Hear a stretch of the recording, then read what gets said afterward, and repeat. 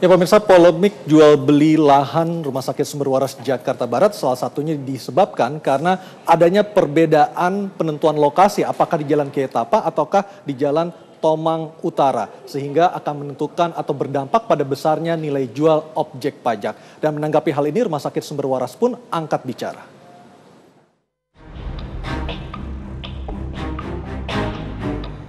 Bergulirnya pemberitaan yang menyeret nama Basuki Cahayapurnama sebagai Gubernur DKI Jakarta membuat Direktur Utama Sumber Waras pun mulai angkat bicara terkait proses jual beli lahan tersebut.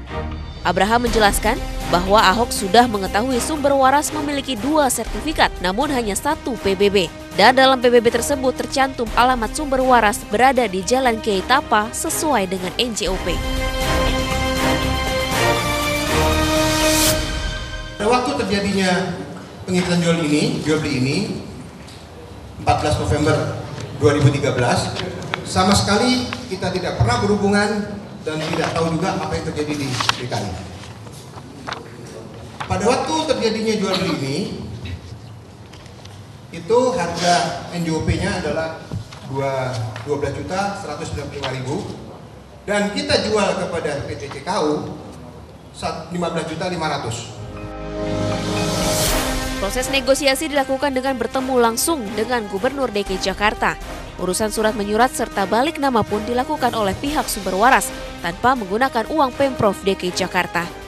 Pembayaran dari Pemprov DKI Jakarta diterima pada akhir tahun 2014 secara transfer dari Pemprov DKI Jakarta dengan total 755.685 juta rupiah.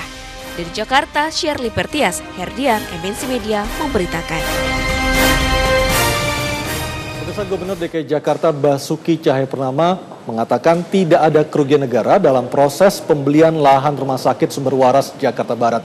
Namun sebaliknya, Badan Pemeriksa Keuangan tetap menyatakan ada kerugian negara sebesar 191 miliar rupiah.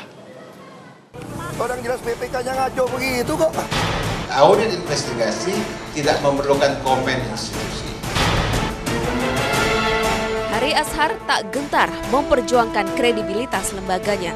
Berdasarkan hasil audit investigasi, BPK menegaskan negara merugi hingga 191 miliar atas pembelian lahan Sumber Waras. Namun tak hanya Gubernur DKI Jakarta yang menyangkal temuan BPK.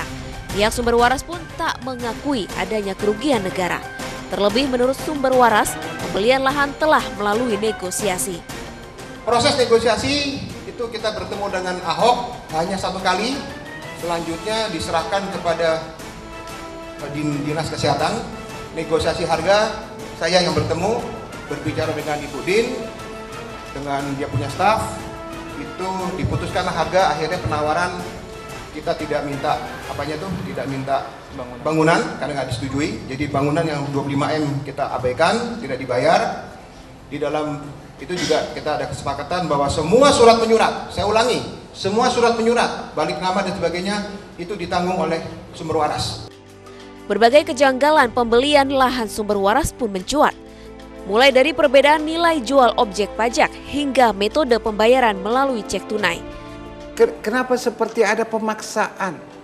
Kesan yaitu menimbulkan ada sesuatu apa ini? Siapa yang memerintahkan kok dipaksakan di akhir tahun orang mau pesta pora, besok mau ulang tahun baru, kok ini tetap disuruh bekerja? Siapa yang memaksakan? Tak hanya swasta, pejabat negara layaknya gubernur sedianya menghormati segala hasil audit Badan Pemeriksa Keuangan. Terlebih hasil audit BPK dapat menjadi alat bantu penyelidikan suatu kasus pelanggaran hukum. Orang jelas BPK-nya Ya pemirsa, menjadi waras di Rumah Sakit Sumber Waras itulah tema yang kami angkat untuk dialog malam hari ini. Sudah ada 4 orang tamu saya, yang paling kanan adalah Ucok Skaikadafi, pengamat kebijakan publik dan juga pengamat anggaran sekaligus Direktur for Center Budget Analysis. Selamat malam, Pak Ucok. Malam sekali. Ada Pak Fadlizon, selamat malam Pak Fadli, Wakil Ketua DPRD Fraksi Gerindra yang tadi juga sempat berkunjung ke Rumah Sakit Sumber Waras. Mbak Nong Darul Mahmada, Ahokers. Ya, selamat malam Mbak Nong. Dan Mas Servarius Manek, jubir dari Rumah Sakit Sumber Waras Jakarta Barat. Selamat malam Pak Servarius. Saya ke Pak Fadli dulu. Pak Fadli, apa yang Anda temukan saat berkunjung ke Rumah Sakit Sumber Waras yang tadi? Ya, jadi saya kira dalam rangka untuk melakukan sebuah pengawasan, apalagi di tengah kontroversi, kita perlu melihat langsung secara fisik ya. Bukan katanya-katanya ya, tapi Jadi melihat bukan secara katanya, langsung. Oke. seeing is believing, kan gitu. Ya. Jadi tadi menyusuri lewat belakang, jalan yang namanya Jalan Tomang itu. Tomang Utara. Tomang Utara, kemudian keluar, masuk ke Jalan Raya Keitapa. Jadi kalau dari situ dan juga jelas dari gambar sertifikat, saya kira match antara fakta yang ada di lapangan dengan gambar di sertifikat. Matchnya di mana? Bahwa lahan yang dibeli oleh Pemprov DKI itu berada di Jalan Tomang Utara, bukan di Jalan Keitapa. Bukan. Artinya BPK benar dalam konteks BPK ini? sangat benar, ya, ketika melihat, karena saya melihat langsung ditemani oleh Dirut Rumah Sakit Sumber Waras. Jadi akses satu-satunya adalah masuknya dari Kiai Tapa, dan itu bukan lahan yang dibeli oleh DKI. Lahan yang dibeli oleh DKI itu adalah lahan yang terkunci atau landlock. Ya. Ya, jadi tidak ada jalan sedikit pun melewati lahan yang dibeli oleh Pemprov DKI. Jadi jelas dalam hal ini secara asumsi saja, secara asumsi dulu, jalan yang terkunci dengan jalan yang berada di pinggir Jalan Kiai Tapa itu pasti beda harganya. Betul. Ya, walaupun ya di dalam dokumen yang juga tadi saya dapatkan itu disebut memang di Jalan Kiai Tapa, gitu.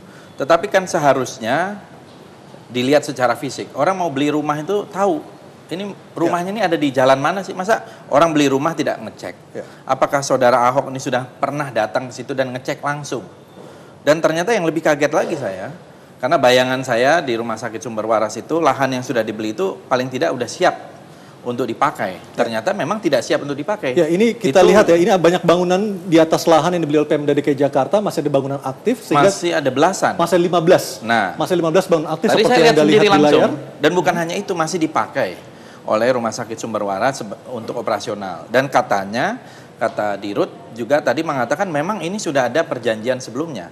Coba bayangkan kita beli mobil, kita bayar cek tunai gitu ya, tahun 2014, tapi boleh pakai mobilnya nanti 2018. 2006 2 tahun kemudian.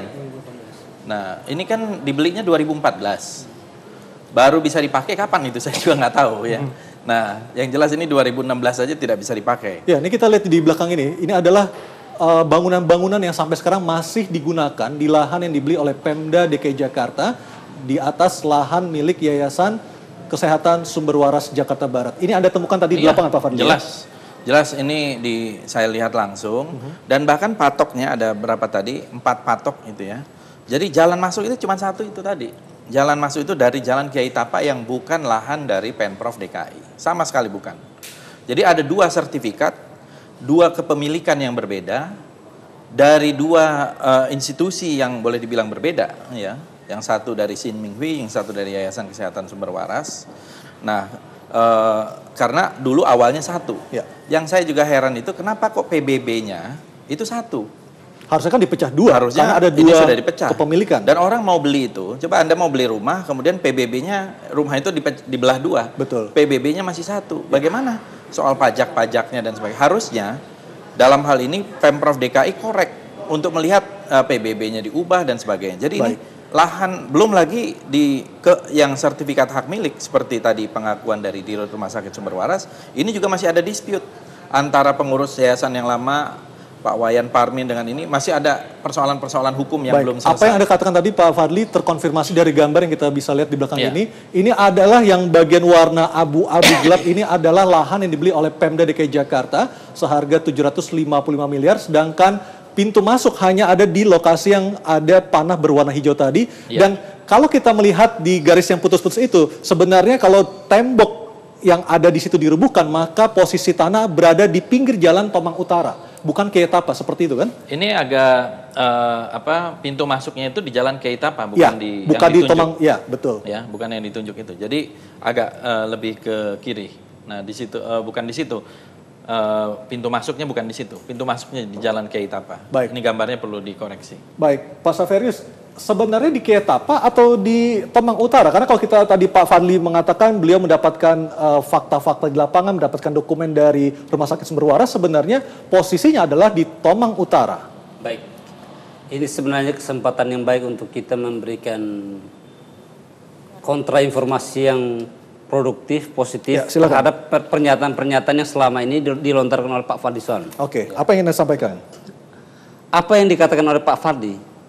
Pertama, apapun yang dipolemikkan secara hukum saya beri catatan. Satu, soal 2 tahun dari 2014 sampai 2016, perjanjian sah-sah saja dalam hukum keperdataan, Pak. Bukan sesuatu yang perlu ditafsir. Bapak menafsir. Dalam sebuah hubungan keperdataan sah-sah saja, itu bukan sesuatu yang luar biasa. Ini Bapak harus tahu dulu nih. Enggak begini. Ini enggak, tunggu dulu. Karena Silakan, Bapak silakan. menggiringnya itu kepada tidak melihat aspek keperdataan, ya kan gitu. Bahwa apa yang terjadi antara Pemda DKI dengan Sumber Waras. Jangan lupa itu. Nah, itu dia. Itu adalah hubungan keperdataan. Hari-hari ini semua menggiringnya kepada opini politik. Seakan-akan telah terjadi korupsi. Melupakan asas-asas keperdataan yang mengikat para pihak yang melakukan transaksi itu, Pak. Bapak harus catat dulu itu. Tapi menyatakan itu adalah BPK, lembaga resmi negara. Auditor negara yang menyatakan adanya potensi kerugian 191 miliar rupiah. Kita sepakat. Auditor negara kita tetap hargai eksistensinya, dijamin undang-undang.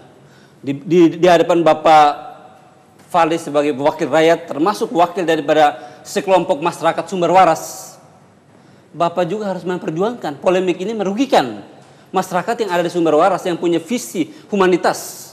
Gitu. Baik, kita akan menuju Rumah Sakit Sumber Waras terlebih dahulu untuk menemui rekan saya Siti Herdianti untuk melihat seperti apa dampak dari polemik yang terjadi di Rumah Sakit Sumber Waras terhadap pelayanan bagi pasien yang ada di sana. Siti, silakan dengan laporan Anda.